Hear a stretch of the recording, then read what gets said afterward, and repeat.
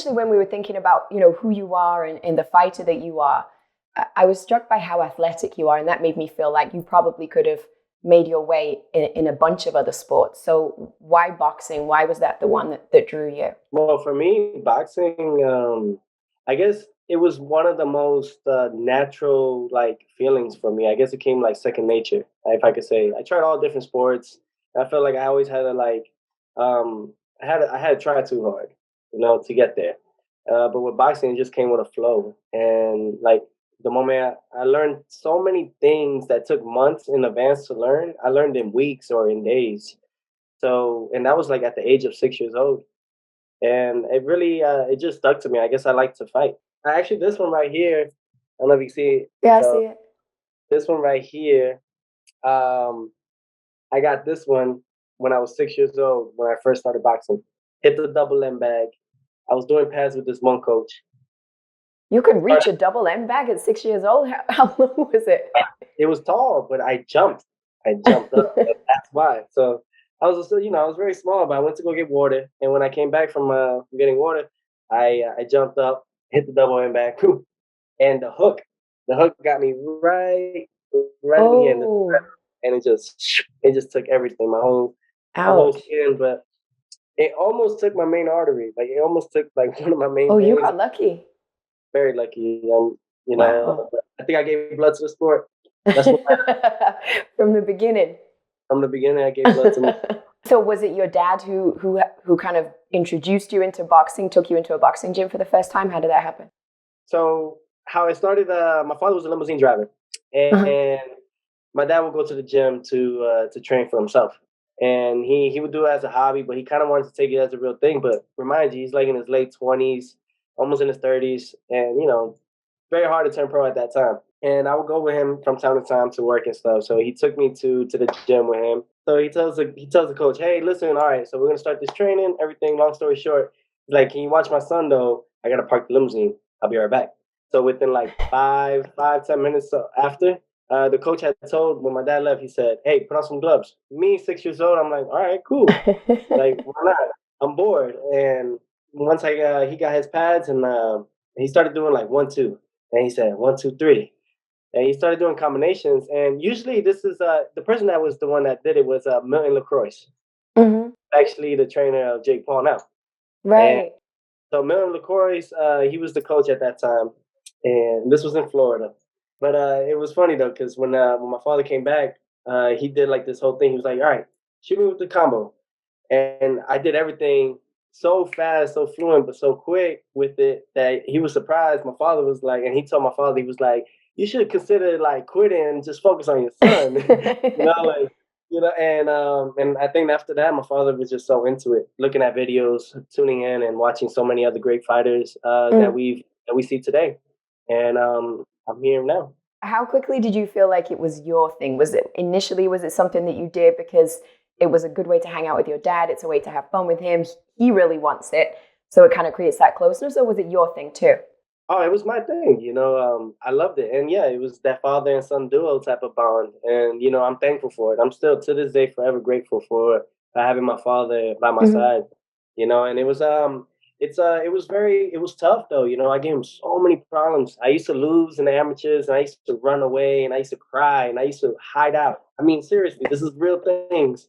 And I used to But run why was away that like. though? Because you felt like you'd let him down, or why would you run Yeah, all away in the those time I felt moments? like I literally felt like I disappointed my father and that like a disgrace Yeah. that he shouldn't see my face. It Oh, was like that. did he And make you feel that way, or that was just something you internalized? that was just something I internalized within myself, but it came through just him always wanting to do better. My Hmm. father always pushed me to, I'm sure there's a lot of people out there that have their father or their mother that's in their sport or something that they do, and they're just like that, always on you, hard on you. But it's like tough love. It's a good thing that you need.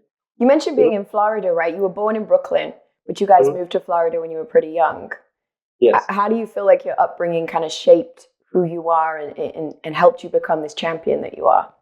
Well, I would say like, I love both states, I came from. And to me, like Brooklyn, New York, like I have the swag for it. I have that. Like you can't there's no Yeah, you whether do. people want to claim me for being a Floridian or not, like you can't claim who I am like charisma. Like that's just New York. And so do I. I gotta say, shout out to everyone in South Florida too, Broward County and stuff, because that's where I started my boxing. You know what I mean? And there's a lot of talent in Florida. You know, there's so many great champions that go out there and I remember sparring guys at like 13 years old, you know, and from 13 on, sparring pros and learning the ways, and I adapted to that rather so than an amateur like style, you know. So I always had this type of style with me, you know. I couldn't wait till I turned, you know, pro. Pro is where I feel like at home, and I think I feel like I've shown that throughout my 4 or 5 years in the game so far. Yeah. So you have a gym that you're based out of in Florida, right? And where you're training from the age of 6 onwards. That was kind of pretty consistent from that age on. And at what point, I guess I'm wondering, did you really decide boxing is what I want to do? This is something I'm really going to dedicate myself to. I would probably say it tapped in when I was maybe 11, 12. I started, like, my father told me something very good at a young age. Like something. What was that? I'll never forget. He said, "You got to entertain. Like this is all about entertaining, and you got to entertain." And my father, from that point on, I just started finding different ways. How can I entertain the people? How can I entertain my sport? You know, and that's really what it is. Because if you think about it, the sport of boxing is all about entertaining. You're gonna see. You want to see people drink beer and get knocked out, or you know. So when you say that, you said he was a limo driver at one point. At some point, he must have made the choice, right, to kind of move away from that and dedicate himself fully to being your trainer and being in your corner and refining what you can do. That's got to be a lot of pressure, right, when your dad dedicates his whole life to who you're becoming. Did you feel that? Oh yeah, absolutely, absolutely. You know, even sometimes to this day, I know I gotta hold him. You know, I'm always gonna hold my father. There's a lot of pressure, but that's why I guess kind of was born with that. That's my father. Like he's the reason why I'm where I'm at. You know what I'm saying? Like we worked on it together. You know, I put in the hours when he wasn't feeling well and stuff, but still, like, the goal and the vision was there. We both had it. My father instilled confidence in me. Do you know what that means? Like, you know how that feels? Like you know, I was probably cocky when I was younger, but now I'm confident. Like I don't need to be cocky. I don't need to boast and brag at something that I know what I am. Like I know what I am. I don't need to do that. And my father instilled that. I say it a lot though, but I back it up. And there's a difference between cocky and confidence. A lot of people get it mixed up.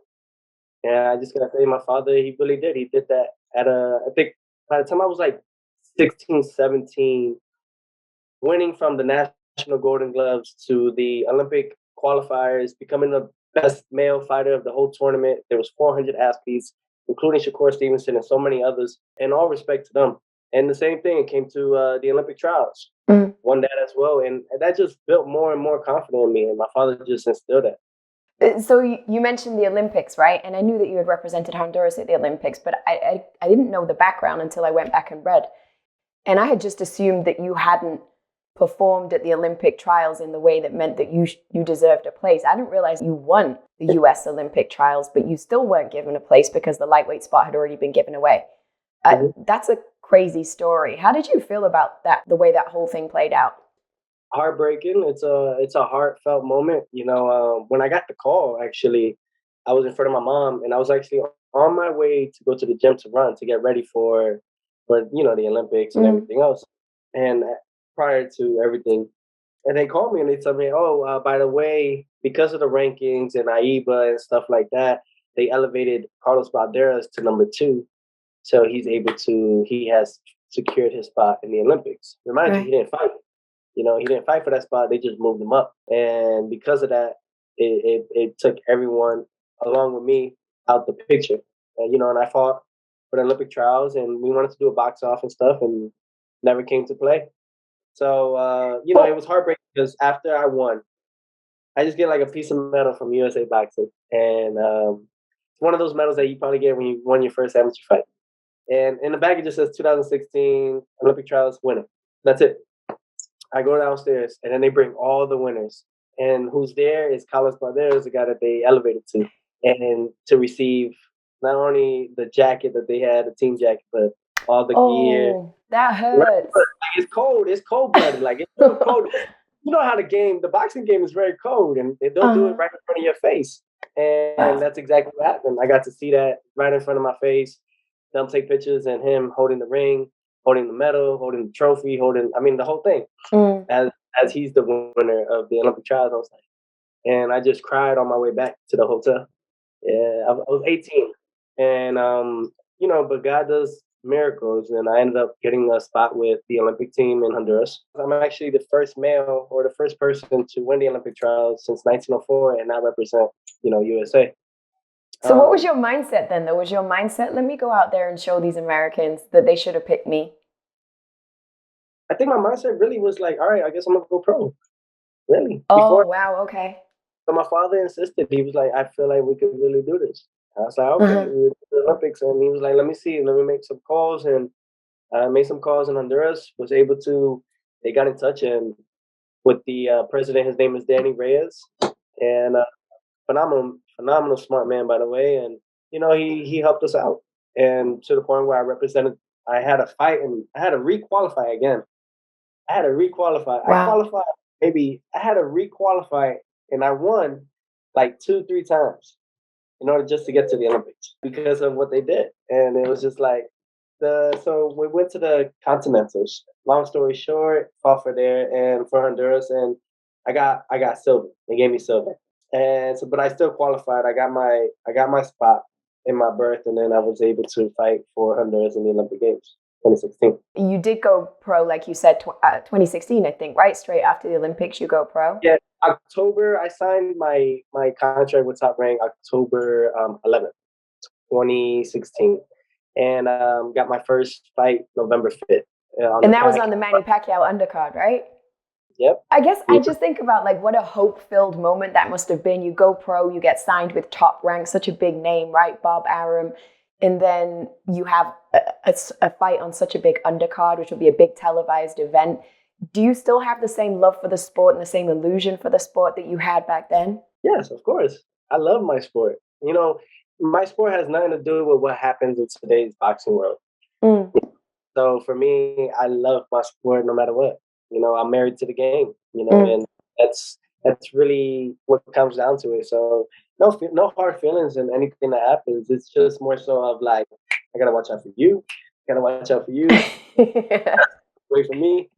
Yeah, because it comes to that though now. As I got older and I'm starting to realize that me having my own promotions, takeover promotions, and it's kind of interesting though. You go from 4 figures to like from 4 to 6, and then 6 to 7. And you work your way up, and that's my goal now. Is just more so of how do I solidify a good foundation for my son and for what I represent. For my sport. It's about the glory. It's about, winning, fighting the best, not ducking, not dodging, no matter who's in front of you, you want to show everybody that you're the best. The only way you do it, you got to fight who's the champion or who is the best. You became world champion, right, with the fight against Richard Comey. The fight that I feel like really threw a massive spotlight on you, though, is obviously the one against Vasiliy Lomachenko, where you become unified champ, undisputed champ, probably in Europe, and you can dispute that with the mess with the whole WBC belts. It's kind of flawed. I think it's messed up, though.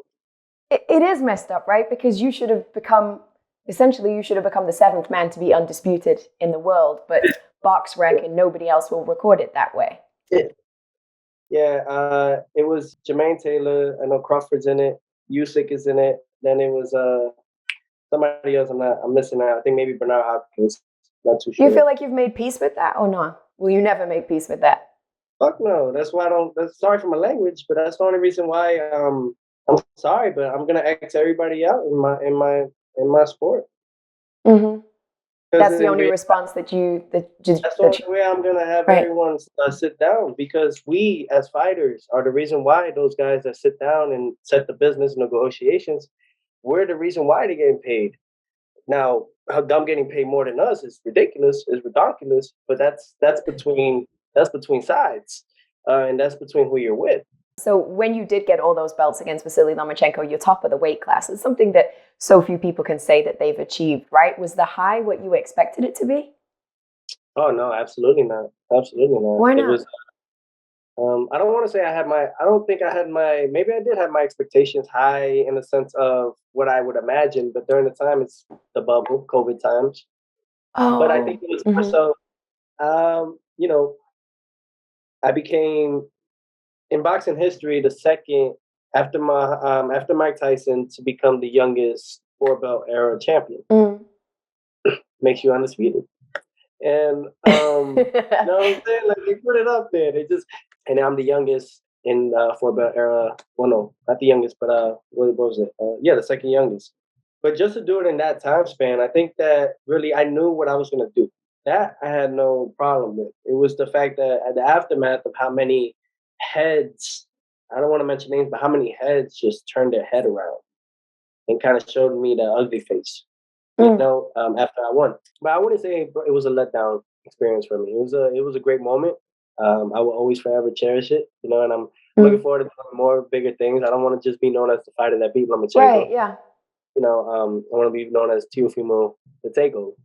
And but I think overall though, it can be tough though. That was the only thing. It's just the way life comes at you and how it comes at you that it kind of like you could really get anxiety off of it. Well, it's funny because from the outside looking in, it looked like you were having the time of your life, right? Every single boxing show you turned on, every fight you watched, Teofimo Lopez was there ringside, taking pictures on the set. Like it looked like you were having an amazing time. Did any of that kind of everybody wanting a piece of you? Did that fame go to your head in any way? No, no, no. I always knew that. I learned God humbled me 3 times before I turned pro. uh, Okay. and the reason why I say it like that is because when it came to me winning so many times and stuff, yeah, at a young age you think that you're, big shot, Uh-huh. and God will humble you and sit you down, and not, I didn't learn once, I didn't learn twice, but 3 times. I finally kicked in. Like when I make it to that point again, and I'm where I want to be or where I need to be in my life, I know I got to keep it level headed. Right. I think Kanye's mom said, Donda, she said, the giant doesn't see anything in the mirror. Something like that, she says. The giant sees I don't nothing know in the if I mirror. really understand that. Oh, what? Because the giant's too tall for the mirror? Basically, like the giant, people see him and they're like, wow, he's a giant. But the Uh-huh. giant doesn't see that in the mirror. Okay. So Okay. basically, like, yeah, you could be too, the way she explained it was so, like, you're never too high. Like, you're high, but you're never too low to touch the ground. That's true. You're right. Like, so you're staying grounded pretty much. I'm like the only person who's not watched that documentary. I need to Pretty see much. that. You have all the belts, you've beaten Vasiliy Lomachenko, you're on that high, and then you make the defense of the titles against George Kambosas. He gets given the win via the split decision, which is your first professional loss. You feel Mhm. like it was wrongly awarded to him. You say after the fight, everybody knows I beat him 10 rounds to 2. I won that fight. And the crowd reacted by booing you. And the crowd were your fans. They turned out for you. How did that make you feel? I don't care. It's a sense of like that's really. I guess they thought that I was just gonna be this kid that just like, all right, we're gonna take the win, like the loss. But someone that wins ain't gonna offer you a rematch. You know what I mean? Mm. That's for me to tell you. You know what I'm saying? And before they even announced that, the ref raised my hand. But Mm. no one talks about that. And if anyone's the biggest or the main judge, it's the ref. He's saying Mm-hmm. that. But things happen the way they did. I can't even get mad at it at this point. It's more so like all about what I do now because nobody knew what I was going through in that fight.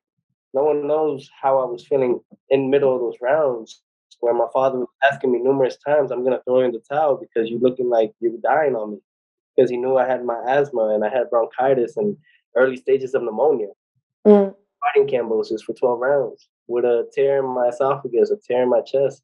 I had airflow running through my heart, my neck, and my head for 12 rounds fighting like that. I think the medical report was released where they said that you were In the lucky you hadn't hospital. died in that fight because you had this air trap between the two lungs in that space. They said it would have been like fighting with a 300-pound weight on your chest, and just said that you were lucky to have survived it.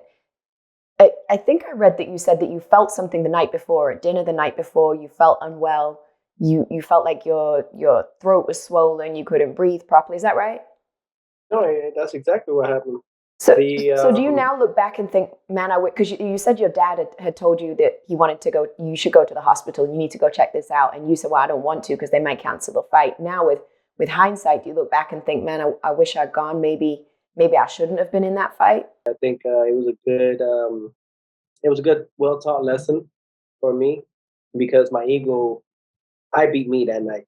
So, you know, no one else could beat Teofimo but me, and that I just called that on me. Well, if you have And those physical issues, why do you say you beat you? How do you mean that? because I allowed others, the outside world, and everything else to get to me in the sense of the pressure. You know, they postponed my fights. They postponed my fights so many times. I mean, it was ridiculous. I don't even know why it didn't come in my mind to just let that belt go. Maybe Oh. because that belt that I'm defending is the main one my first one that started everything. So I guess for me, it was kind of hard to let that one go. But you live and you learn, and I'm 24, so I have such a life ahead of me. As long as God gives me health and I'm able to go back in the ring healthy. My father did. He called it. He told me to go to the hospital, but I knew they were going to postpone. I knew that people were going to talk about it. Teofimo was ducking and this and that, and I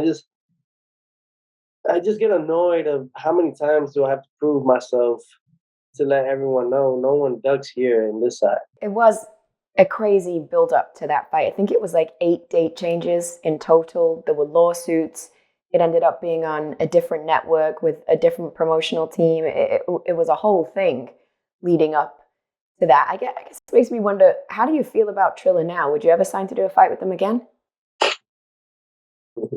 I don't talk about no comment. Yeah, that's a no though. That's a straight no. Do you feel like, okay, it doesn't have to be personal to you. Do you feel like they have a place in boxing? Triller? Yeah.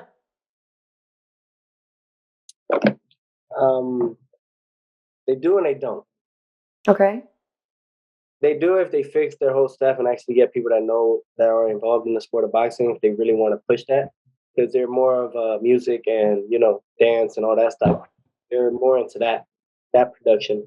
But at this point, so much has been done that there was a lot of things that they said they had that they didn't have. Mm. From licensing and stuff like that. So a lot of commissioners, like a lot of them are not going to want to work with you again. So I feel like that's something that they kind of put onto themselves. So how did that make you feel about 2021? Because I suppose in your mind, I think you looked at the Kambosos fight. Well, sorry, I don't want to assume, but I think most of us from the outside hadn't really heard of Kambosos, right? Australian-based fighter. You don't hear of them as much in America.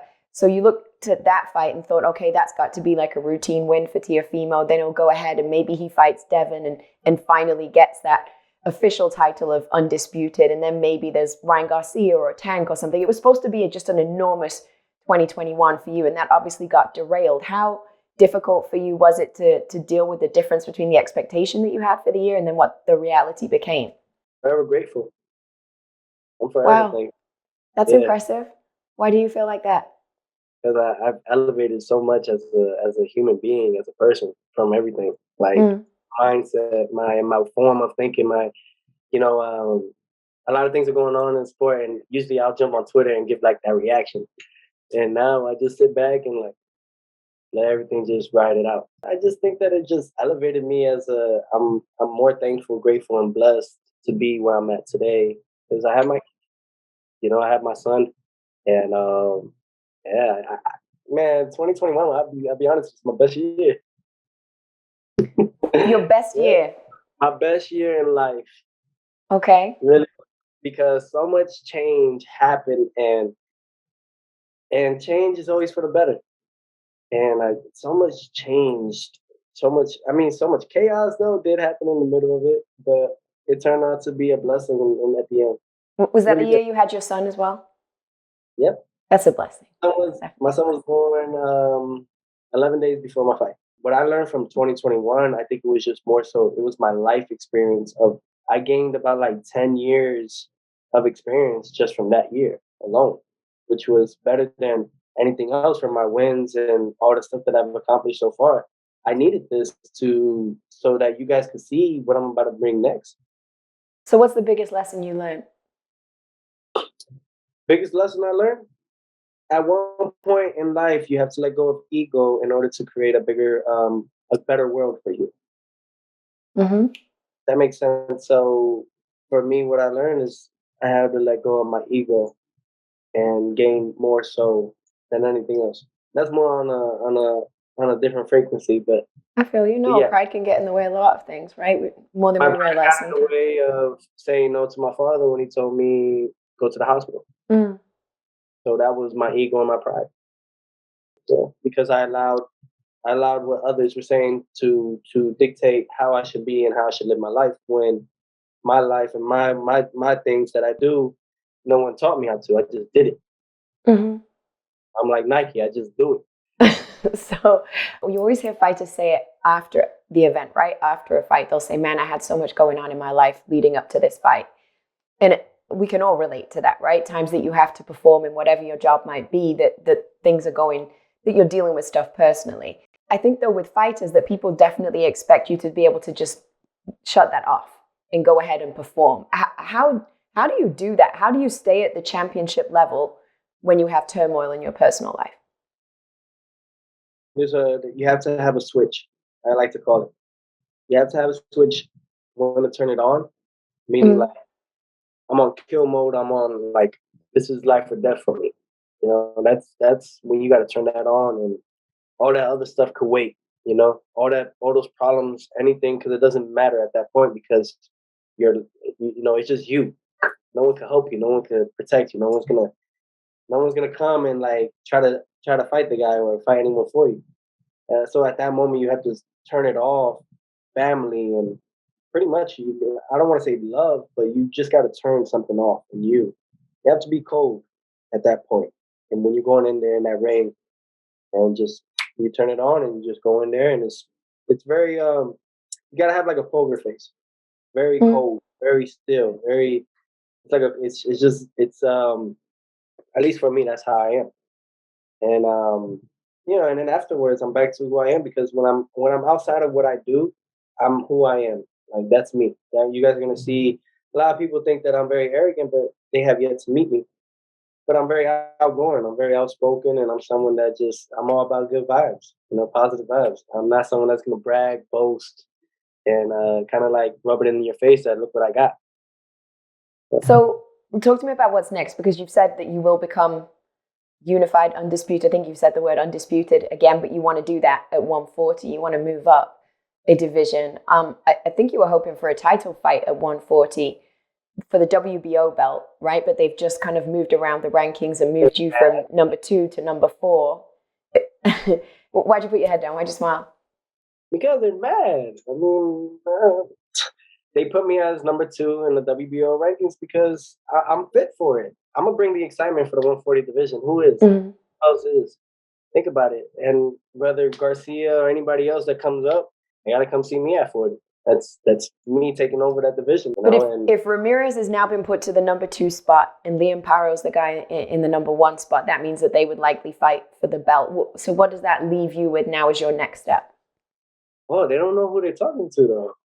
I'm just letting What does that that ride. mean? I'm just letting that ride out for now. That's gonna change. Well, how's that going to change?